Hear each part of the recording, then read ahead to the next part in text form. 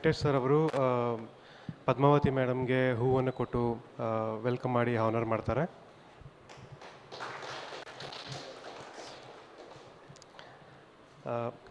Padmavati ma'am ಅವ್ರಿಗೆ honour ಮಾಡ್ತಿದ್ದಾರೆ.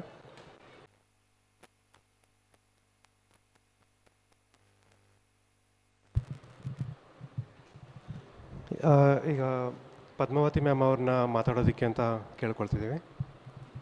ಯಶಸ್ವಿ ಭವ. ಕಾರ್ಯಸಿದ್ಧಿ ಯೋಗ ಎಲ್ಲ ಬಂಧುಗಳಿಗೂ ಸ್ವಾಗತ, ವಂದನೆಗಳು. ಮತ್ತು ಕಾರ್ಯಸಿದ್ಧಿ ಯೋಗದ ಸಂಸ್ಥಾಪಕರಾದ ಗುರುಗಳಾದ ವೆಂಕಟೇಶ್ ಸರ್ ಅವ್ರಿಗೆ ಹೃದಯಪೂರ್ವಕ ವಂದನೆಗಳು. ಧ್ಯಾನ ಎಲ್ಲ ಕಡೆಯೂ ಎಷ್ಟೊಂದು ನಡೀತಾ ಇರುತ್ತೆ, ಎಲ್ಲ ಥರದ ಧ್ಯಾನ ತರಗತಿಗಳು ನಡೀತಾ ಇರುತ್ತೆ. ಸರ್ ಕಾರ್ಯಸಿದ್ಧಿ ಧ್ಯಾನ ಅನ್ನೋದನ್ನು ಸಬ್ಕಾನ್ಷಿಯಸ್ ಮೈಂಡಲ್ಲಿ ಹೇಗೆ ನಮ್ಮ ಡಿಸೈರ್ಸ್ನ ರೆಕಾರ್ಡ್ ಮಾಡಿ ನಾವು ಅದನ್ನು ಅಚೀವ್ಮೆಂಟ್ ಮಾಡೋಕ್ಕೆ ಹೊಸ ಒಂದು ತಂತ್ರವನ್ನು ಉಪಯೋಗಿಸಿ ನಮಗೆ ಧ್ಯಾನ ಹೇಳ್ಕೊಡ್ತಾ ಇದ್ದಾರೆ. ಆಮೇಲೆ ವೆಂಕಟೇಶ್ ಸರ್ ಅವರ ತುಂಬ ಸ್ಪೆಷಲ್ ಏನು ಅಂದರೆ ತುಂಬ ಸಹನೆ ಅವ್ರಿಗೆ. ನಾವು ಹೆಣ್ಮಕ್ಳಿಗೆ ಸಹನೆ ಅಂತೀವಿ, ಖಂಡಿತ ಅಲ್ಲ.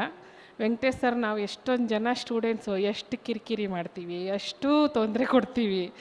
ಅದು ನಾವು ದೊಡ್ಡ ಮಕ್ಕಳ ಥರ ಇದು ಮಾಡಿದ್ರು ಒಂದು ದಿವಸನೂ ಬೇಸರ ಮಾಡ್ಕೊಳ್ದಿರ ಯಾರು ಎಷ್ಟೇ ಕ್ವಶನ್ ಕೇಳಿ, ಯಾರು ಎಷ್ಟೇ ಕೇಳಿದ ಪ್ರಶ್ನೆನೇ ಕೇಳ್ತಾ ಇರಲಿ, ಅದೆಲ್ಲದಕ್ಕೂ ಸಮಾಧಾನವಾಗಿ ಉತ್ತರ ಕೊಡ್ತಾರೆ.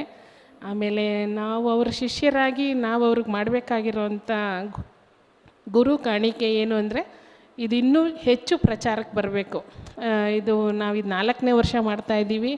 ಈ ಚಿಕ್ಕ ಹಾಲಲ್ಲಿ ಇಷ್ಟು ಕಡಿಮೆ ಜನ ಇದ್ದೀವಿ, ಹಿಂಗಾಗಬಾರ್ದು. ಮುಂದಿನ ವರ್ಷದಷ್ಟೊತ್ತಿಗೆ ದೊಡ್ಡ ಹಾಲ್ ಮಾಡಿ ದೊಡ್ಡದಾಗಿ ಎಲ್ಲರೂ ಅವ್ರಿಗೋಸ್ಕರ ಏನು ಮಾಡ್ಕೊತಾ ಇಲ್ಲ. ವೆಂಕಟೇಶ್ ಸರ್ ಅವರು ನಮಗೋಸ್ಕರ ಓದಾಡ್ತಾ ಇದ್ದಾರೆ. ನಾವೆಲ್ಲ ಚೆನ್ನಾಗಿರಲಿ, ಯಾಕೆ ಇಷ್ಟೊಂದು ಓದಿರ್ತಾರೆ, ಕೆಲಸ ಸಿಕ್ಕಲ್ಲ, ಎಲ್ಲ ಇರುತ್ತೆ, ಇನ್ನೇನೂ ಸಮಸ್ಯೆನಲ್ಲಿ ಒದ್ದಾಡ್ತಾನೆ ಇರ್ತಾರೆ. ಯಾಕೆ ಇವಾಗ ಮೇಲೆ ಏನೋ ಹೇಳ್ತಾ ಇರ್ತಾರೆ, ಪರ್ಸ್ನಾಲಿಟಿ ಡೆವಲಪ್ಮೆಂಟ್ ಕ್ಲಾಸಸ್ ಇರ್ಬೋದು, ಮನೋವೈಜ್ಞಾನಿಕವಾಗಿ ಸೈಕ್ಯಾಟ್ರಿಸ್ಟ್ ಹತ್ರ ಹೋಗ್ತೀವಿ, ಪ್ರಾಬ್ಲಮ್ಸ್ ಹೇಳ್ಕೊತೀವಿ, ಮತ್ತೆ ಅಲ್ಲಿಗೆ ಬಂದು ನಿಂತ್ಕೊತಾ ಇರ್ತೀವಿ.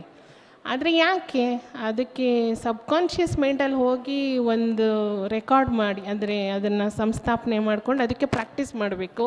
ಪ್ರಾಕ್ಟೀಸ್ ಮಾಡಿದ್ರೇ ಅಭ್ಯಾಸ, ಪ್ರತಿಯೊಂದು ಅಭ್ಯಾಸಗಳನ್ನು ಮಾಡ್ತಾಯಿದ್ರೇ ಅದು ಸಕ್ಸಸ್ ಕೊಡೋದು. ಹಾಗಾಗಿ ಈ ಸಲ 48 ದಿವಸದ ಒಂದು ಮಂಡಲ ನಾನು ಸೇರಿಕೊಂಡಿದ್ದೆ.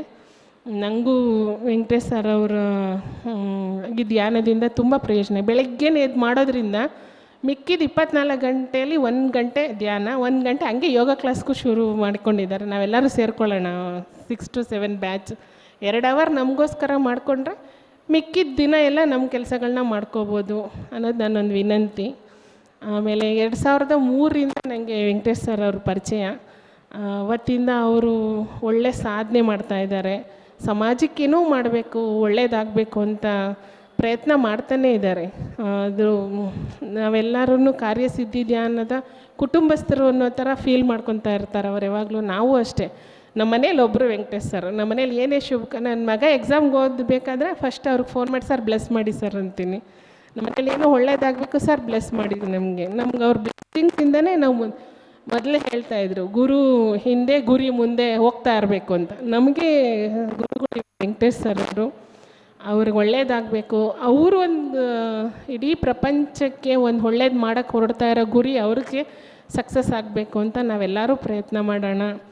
ಆಮೇಲೆ ನಮ್ಮ ಕಾರ್ಯಸಿದ್ಧಿ ಯೋಗದ ಕುಟುಂಬದ ವಿನಯ್ ಅವರು ಒಳ್ಳೆ ಅಚೀವ್ಮೆಂಟ್ ಮಾಡಿದ್ದೀರಾ. ಕಂಗ್ರ್ಯಾಚುಲೇಷನ್ಸ್ ವಿನಯ್ ಅವರೇ, ನಿಮ್ಗಿನ್ನೂ ಒಳ್ಳೆಯದಾಗಲಿ. ಇಲ್ಲಿ ಕೂತಿರೋ ಎಲ್ಲರೂ ಮತ್ತು ಕಾರ್ಯಸಿದ್ಧಿ ಧ್ಯಾನದಲ್ಲಿ ಬರ್ದಿರೋ ಇರೋವಂಥ ಎಲ್ಲ ಕುಟುಂಬದವ್ರಿಗೂ ಸರ್ ಬ್ಲೆಸ್ಸಿಂಗ್ ಸಿಗಲಿ, ಅವರೆಲ್ಲರ ಕನಸುಗಳು ಈಡೇರಲಿ, ಎಲ್ಲರಿಗೂ ಒಳ್ಳೆಯದಾಗಲಿ ಅಂತ ಬೇಡ್ಕೊಳ್ತಾ ಇದ್ದೀನಿ. ನನಗೆ ಇಷ್ಟು ಮಾತ್ರ ಅವಕಾಶ ಮಾಡಿಕೊಟ್ಟಿದ್ದಕ್ಕೆ ಧನ್ಯವಾದಗಳು ಸರ್. ಹೀಗೆ ಮುಂದುವರಿಲಿ. Thank you sir. Padmavati madam ಅವ್ರಿಗೆ ಧನ್ಯವಾದಗಳು.